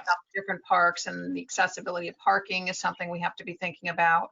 And then the timing between the two. And I think probably we won't be able to get together for lunch unless it's an amazingly amazing day, and whatever park we end up at last, people just bring a sandwich and we sit socially distanced apart. But I don't think we'll formally plan anything, and we can just see what the weather's going to look like. So I'll work with Pam to come up with an agenda and a timeline. I can look back last year. I have the minutes and kind of what time we hit each park and how long we were there, and see what we can reasonably fit in those 3 hours, and we'll get that out and get that posted. Obviously, it is a public meeting, and any member of the community is more than welcome to join us in a socially distanced fashion. Terrific. It'll be wonderful to see Diller. Thank you. Okay. I was going to say what Adele said about McGuan might be a good idea, only because on Pam's report, she talks about that 2 items on it related to on her capital list. Okay. I think it's worthwhile. And thinking back about McGuan, we've had so many issues with that surface. I don't think you fully appreciate it until you spent time looking at the old one. Okay. And what's gone on. I think it's worth a visit. It might not be but the playground there is, I would be focused on. Okay. All right, so it sounds like we definitely want to get Selleck's, we want to get back to Cherry, we want to hit McGuan, we want to hit Diller. And then Weed.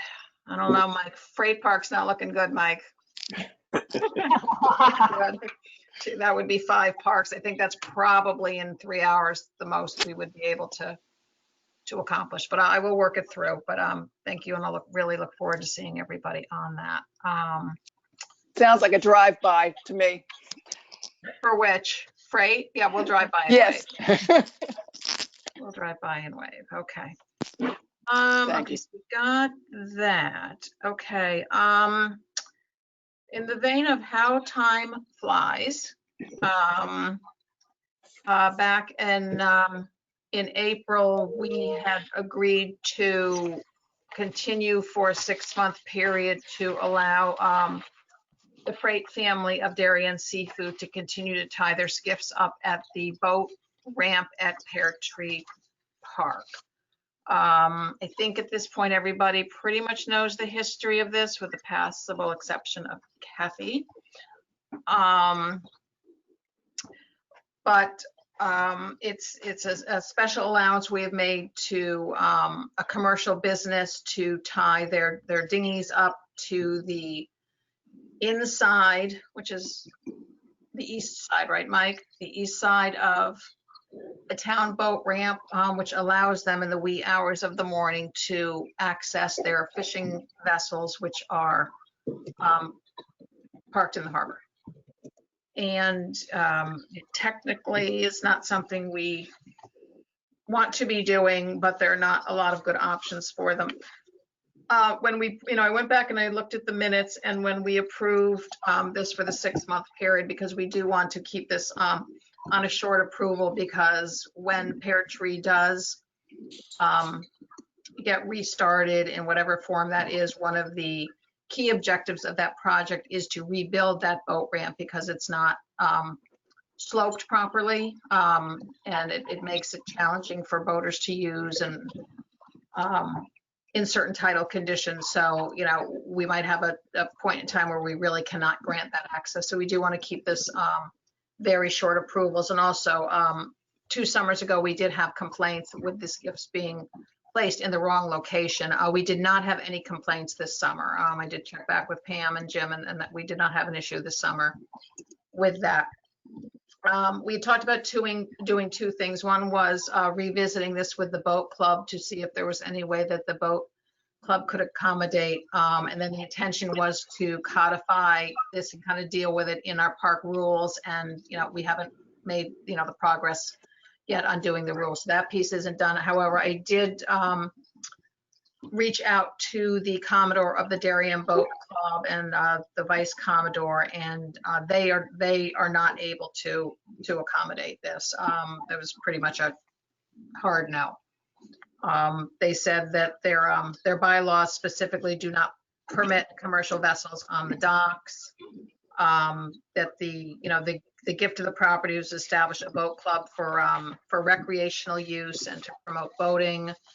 They mentioned they have over 700 members with and people pay to be members, and you can't even get a waiting list for a dock until you're a member. So people are paying dues for a number of years to be on the waiting list to get a dock, and there's a very, very long waiting list. It's years and years and years to get a spot.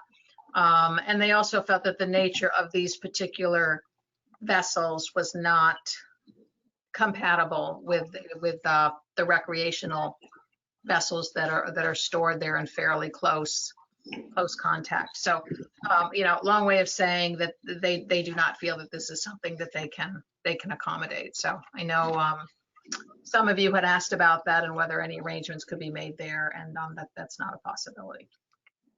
So, going that we are going into the winter where there really is no use of the boat ramp, I would propose that we extend this out again to April 30th of next year, and then maybe we'll have more viewer visibility on what might or might not be happening at Pear Tree, and then take it from there. But I'd like to open it up to any questions or discussion.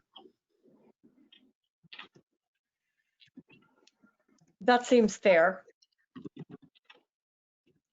I just wanted to again say that I am a little concerned, you know, like especially after you mentioned that the boat club wasn't accommodated because it's a commercial venture. We don't usually accommodate commercial ventures on property either. Yep. So we're making an exception in itself. Also. So I just wanted to make that crystal clear. Yes. And I'm concerned about that. And I think in terms of where it did sit this past year after we made the approval, there was a couple of, at least a handful of instances where the boats were on the wrong side of the dock because we drove by and we reported it. So there wasn't no complaints. It's just that there, you know, there were issues, you know, and I know Pam had to send out reminders during our season. So I just want the commission to know that. So I appreciate that you went to the boat club to ask them, you know, what they could do. But I just feel like this actually makes me even feel more like we're making a huge exception, you know, for town property. And I just wanted on record that I am not completely happy about that. So, Okay. And that's completely fair, Susan. you know, Fair. And I appreciate you speaking up on that. and, you know, we made the exception many years ago based upon disability, as you know, and, you know, and now it's different with COVID, business involved, but I still feel like I feel like the commission just drifted into it without knowing it. And then we let it go on for many years because there were no enforcement. And now we're keep on letting it go because we're saying COVID.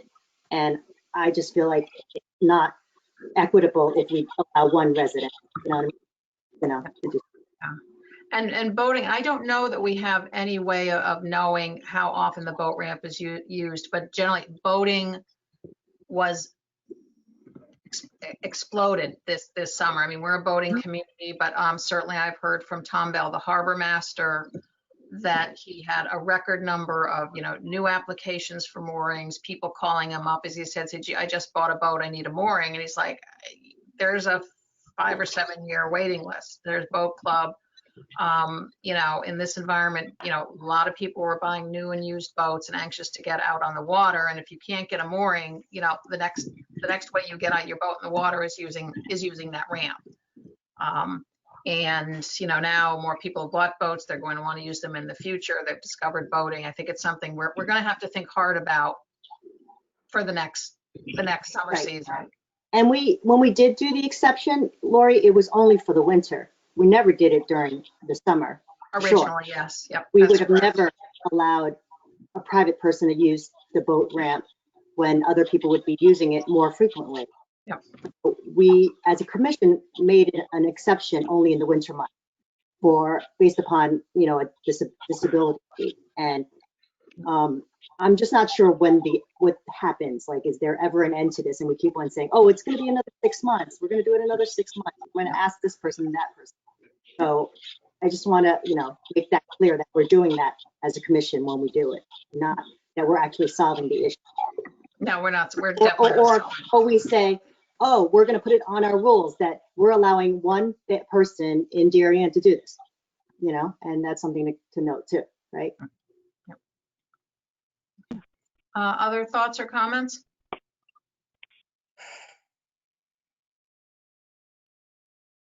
Amy, Kathy, do you have any questions? I know this is a newer topic to you. No, you did a good summary, so thank you. I wanted to know kind of why it was granted, and you guys explained that. Okay. Okay, thanks. Okay. All right. So is there someone who is willing to make the motion to allow this for the winter months, November 1st through April 30th?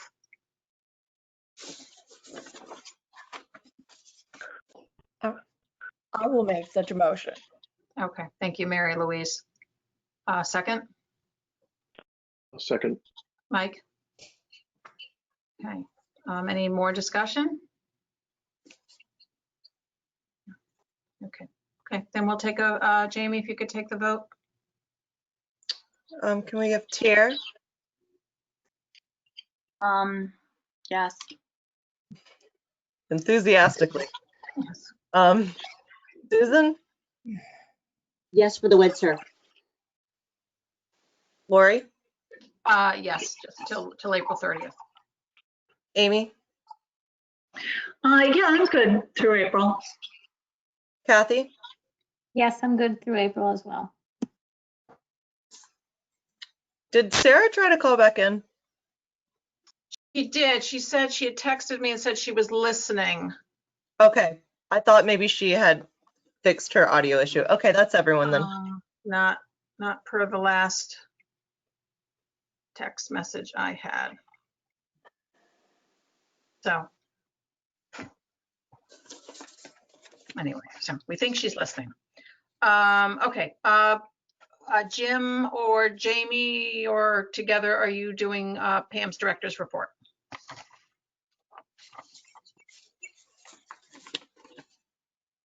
I think Jim is. Do you want me to do it? No, I'm here. I'm here. Sorry, I had to unmute myself.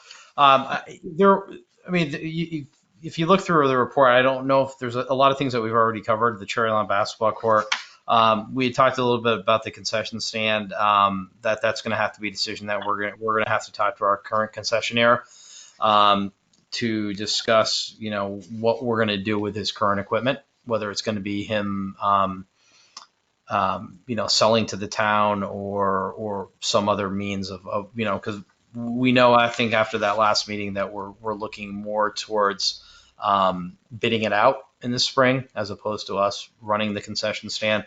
So we're going to have to be working with the current concessionaire to figure out how we're going to do that. I think Pam said today that discussion is going to happen in the next few weeks. So, we're already on that.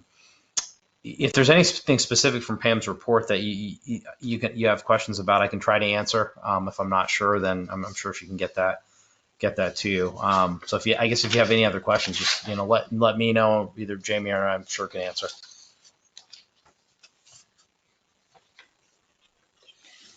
I just had a question. I was looking at the expenses and the number that you spent on security, that was for the monitor this summer? Yeah, that would have been for everything. I think that would have been for the regular security guards and the park monitor as well. So yeah, it was a lot more than, because for a while there we had 2 park monitors for the a good portion of the summer, and then we started to cut things back. We started to cut the hours back. Things weren't good in the beginning of the spring or beginning of the summer. So as things got improved a little bit, we started to change some of the hours. But we thought that was necessary to have that extra coverage down there. Also, we extended this actual security guard season as well. Yep. Oh, you mean like the guy that's at the gate, you mean? Or do you mean like, yes? Yeah, at Pear Tree, because we were still under the executive orders for restricting access by non-Darien residents on weekends. We needed to extend the guard at Pear Tree, which normally gets stopped at the end of Labor Day weekend. So we extended that out through September anyway. And I think maybe Columbus Day. Yep. Yeah. Do you guys have any information yet on the park, the passes, beach permits, how many we sold? Like, did we actually sell more or sell less this year? We sold more. It actually, in the beginning, it was a lot more than the trend was that we were going to sell a considerable amount more. I think it was somewhere within maybe 500 more than we did last year. It wasn't a considerable amount. One of the things I noticed is we sold a lot more beach permits. We had a lot of people from New York, New Jersey moving into town, a lot of new residents. But our senior stickers, we didn't sell nearly as many as we normally do, which, kind of makes sense of what was going on. So I think overall we did sell more, where we did process more beach permits, but it wasn't a significant increase. I think we just saw that people were going to the beach a lot more. They were buying their beach stickers instead of going once every couple of weeks. They were going once every few days. So we did see a lot more traffic at the beach, though.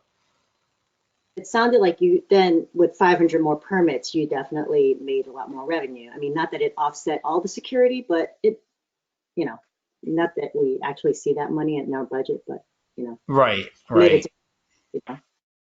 Yeah, for sure.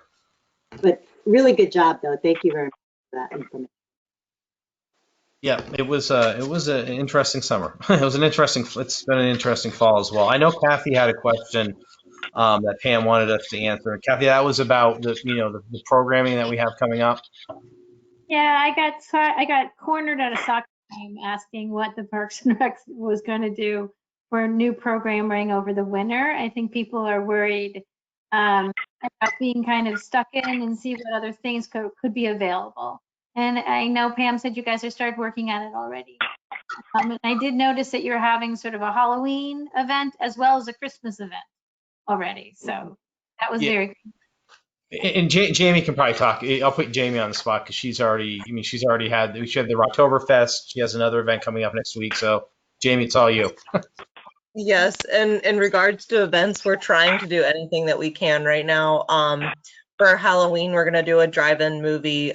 We've attempted multiple drive-in movies, and we think this one is actually going to happen.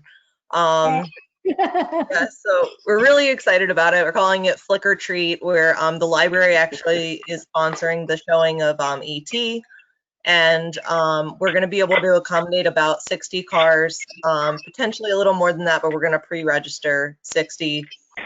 It'll be free, just pre-registration required. All of our COVID protocols that we have been using up until this point will be in place. You'll be required to stay in your vehicle. We'll park every other spot.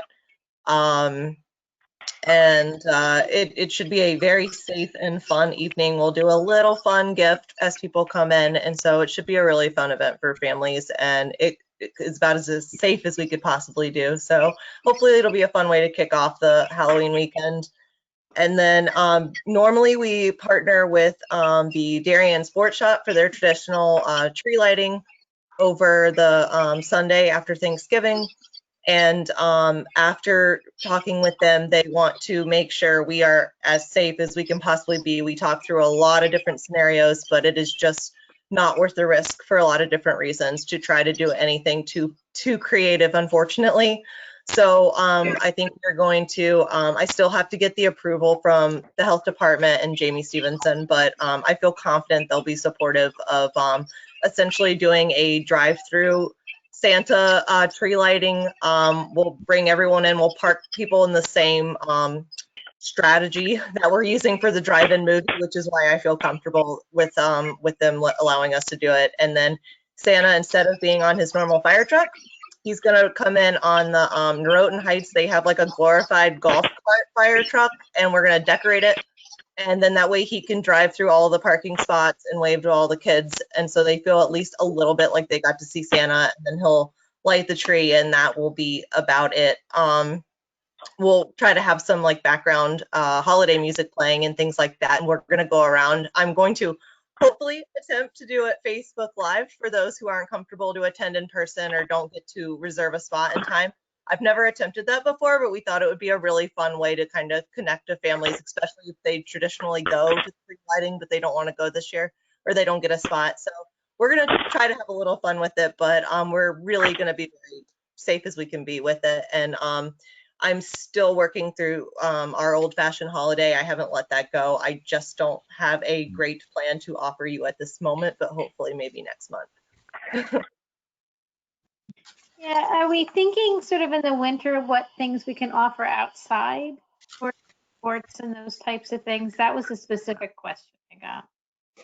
So that's what I'm raising it from. Yes, so Jim and I have talked about that. I believe we're trying to move anything outside that we can. I was expressing to Jim today that I'm already experiencing difficulties with some of our classes that we have outside with just drastic drop off of attendance because of the weather, and it's not even that cold yet. So I just don't know how feasible it is going to be for a lot of things, but I do know that Jim is they're trying to do an opera soccer class that we thought we were going to be able to offer indoors, but we are no longer getting approved for that, we don't think. So if we will put that out there and see what sort of reaction that we get. We were successful in moving some of our indoor programming outside for the fall, but as the weather increasingly gets colder, I think that's going to increasingly become challenging.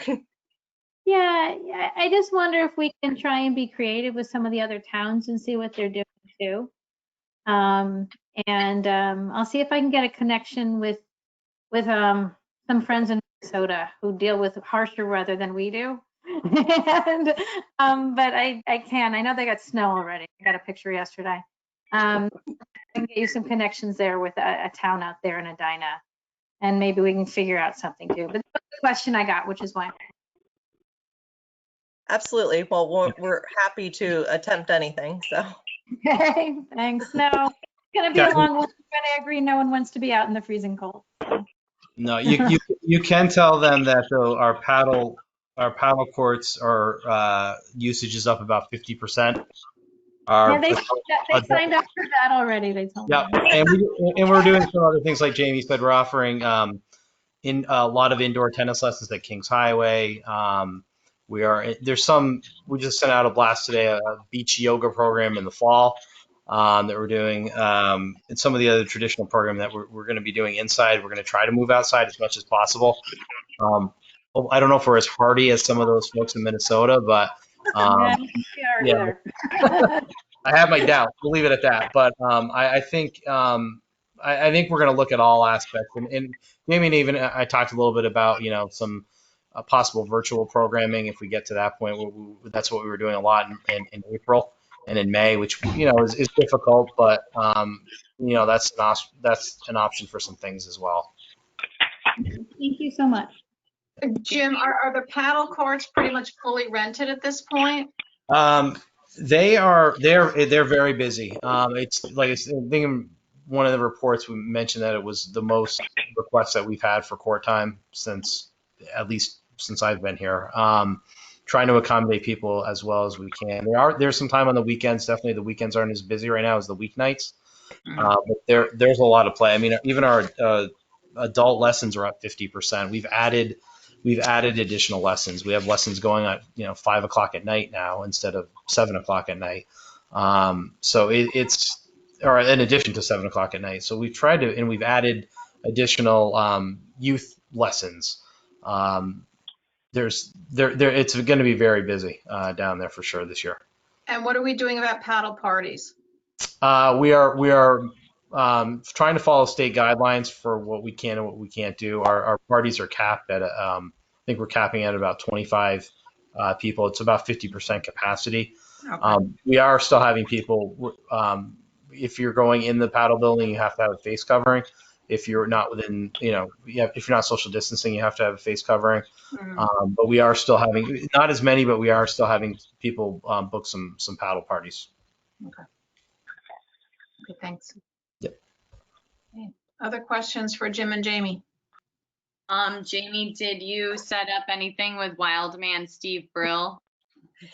So Pam and I did meet and talk about it, and she wanted me to find out some additional information, and I did not get to it today. I'm so sorry. I was like jam booked today, but I will reach out to the Wildman Steve tomorrow, and we do think we can do it. We just wanted to confirm a couple of things, mainly with COVID protocols and how they've handled some other things. Like it's just based on how stringent the town has been with us in a lot of different areas. We just want to make sure, perception wise, that we have a group that doesn't appear to be too many people in one location at one time. So we just want to make sure we go about it smartly.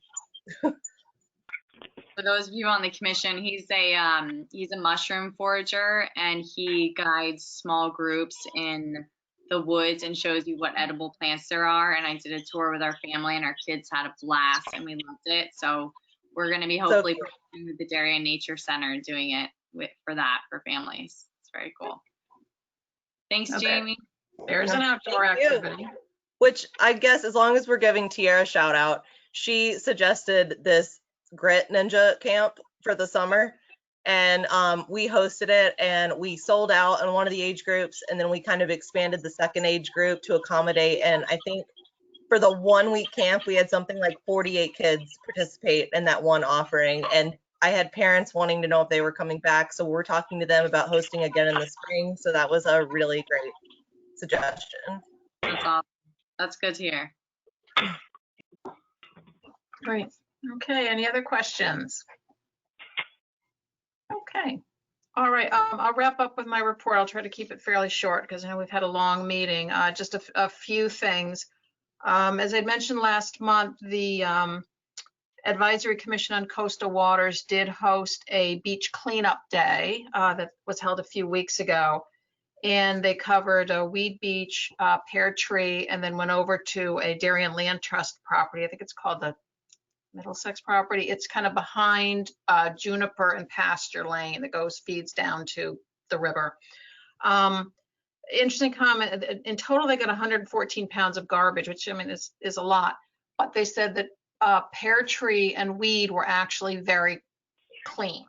So they said, the residents and the staff are doing a very good job of keeping those beaches clean. The only exception they noted specific to Weed Beach was the area used, or the area that is used by Darien Junior Sailing Team. And I don't think this has anything to do with the team, so I want to be really, really clear about that. But that end of the property, which is remote, it appears as some kind of a gathering area, and what they found were a lot of beer cans. They referred to White Claw, if anybody knows what that is, and then a lot of Juuls, which are the e-cigarettes. So they did find quite a bit of that over there. So that may be an area, Jim and Jane, we have to talk to Pam, that may need more attention from the parks crews on a regular basis. Their sense was that garbage was not necessarily from the day before, the night before, but certainly fairly new during, the season. It wasn't, stuff that had been there for years. But other than that, they said the beaches were in good shape. This meadow property, they did find a lot of garbage stuff kind of stuck in the cattails and whatever. So that was the most of their finding. Of course, that can find its way into the waterways. But, really appreciative for those efforts. But it was nice to hear that the parks itself, the beach parks were actually in pretty good condition in terms of not too much garbage. At the last commission meeting, we also got a report. It's called the Long Island Sound Report. That's produced by Save the Sound, and it's on water quality up and down Long Island Sound, and they rate the quality of different harbors and in terms of turbidity and water clarity, et cetera. Darien's harbors did reasonably well in all of the categories, except we did not do well on water clarity, and they were not able to get any good reasoning and understanding of why that was. But as part of that report, they actually rate swimmable condition. And now the report just came out, but it's from their testing from 2019. It's not from this past summer.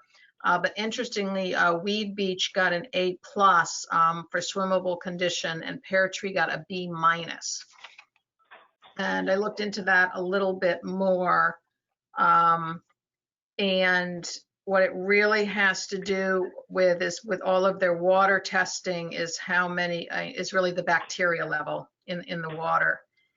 And for 2019, the water, there were no fails of the water quality samples at Weed Beach of any of the times. They took 15 samples, what they refer to as 1 wet and 14 dry, which I think means, either right after it rained or in a time period where there had not been rain. Where at Pear Tree, the water quality failed 7% of the time. And within that 50% of the tests they took after wet weather failed, while only 4% during dry weather. So I guess there's no huge surprise there. And at Pear Tree that summer, they took 29 samples versus 15 they took that summer at Weed. And I was able to get a little bit history, and Weed's been fairly steady. It's been a B, A- or A pretty much since 2013 when they started recording this, where back to 2009 at Pear Tree, it's really bounced all over the place. Some years it's gotten a D, a C. 2012 it got a D-, popped up for a year, then went back to C-. So I don't know that there's anything we can do about this, but it's just sort of interesting information that was provided to us. And you can certainly go into Save the Sound's Long Island Sound report. You can Google it and find it and find out all sorts of information. So I did want to mention those things with regard to that. We talked about the agenda parks tours and the priorities. And the only other thing I did want to mention is that Tierra and I met with a woman that we know who runs the snack bar at Norotan Yacht Club, as well as different snack bars in the area and restaurants, really to just pick her brain about snack bar operations, what works, what doesn't work, as we start thinking about how we're going to approach this going forward. I found it was, very, helpful. She had a good sense of, kind of menus and how you have to balance kind of the classics with some healthier type of fare. But she felt very strongly that to get any kind of, bids from operators, that you have to provide the equipment. She said, you're just not going to get bid. She said, I would never bid on this if I had to provide my own equipment. It just doesn't financially make sense for anybody. So that really taps into what Jim was mentioning, that Pam's going to approach our current operator so that we can approach that, because she said for the time period you're talking about over a summer, it just simply just does not make sense. So I think that was a key takeaway. She talked a lot about, that it's important for the community and the vendor to have alignment and agree on things about hours of opening. She's, her feeling is it's better to have some sort of kind of profit sharing arrangement where you get, a bit of a cut or something so that you're aligned in how things work. I'm trying to remember, Tier, what are some of the other key takeaways? She said that it was an arrangement where it was a percent of her profits would be for the rent, and that it would be more of a partnership with town and and just really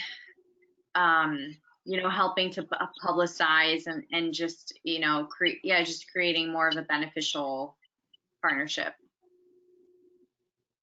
Yeah, and she talked about the importance that you have, set established hours, but hours that work for all parties. They can't be consistent. And she, definitely understood that you can't have people get to the beach and they think it's going to be open and it's not going to be open. So, you really work together to establish what the right hours are and what kind of, what you're trying to deliver. And then, it's sort of the mutually beneficial arrangement. Her inclination, although she has a number of businesses in town, is that someone who has sort of a stable of other, either a restaurant or other snack bars is going to be more likely to be successful, because they kind of switch help around in terms of, buying the food supplies.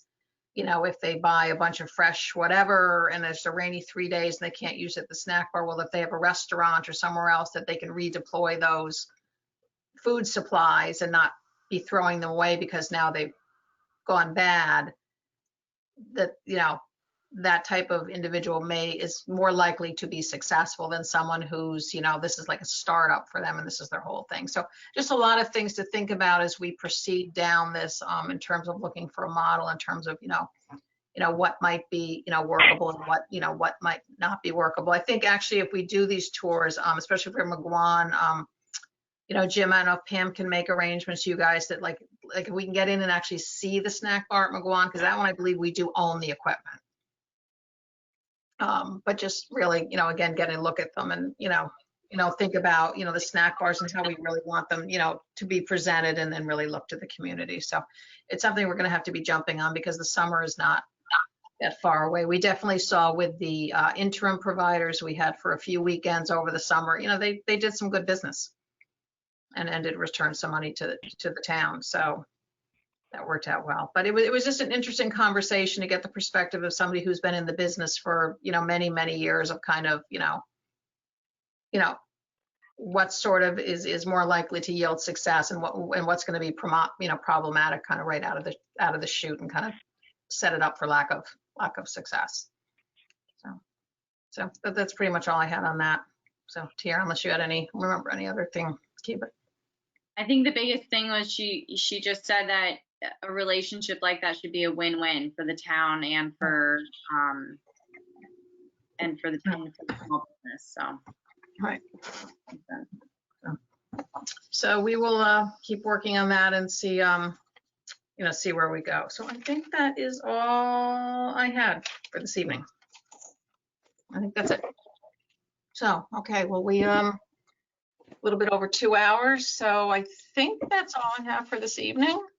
So we can, look for a motion to adjourn.